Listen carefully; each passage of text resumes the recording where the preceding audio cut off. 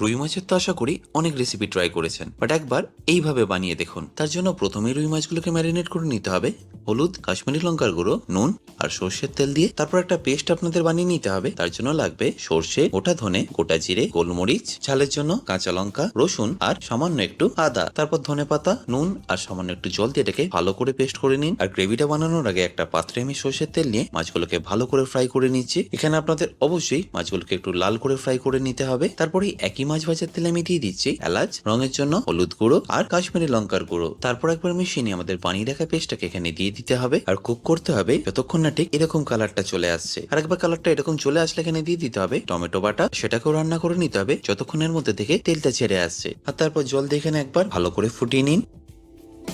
আর তারপর ফিনিশ করুন গরম মশলা, কাঁচা লঙ্কা আর ধনেপাতা দিয়ে। ব্যাস, তাহলেই রেডি রুই মাছের মশলা কারি।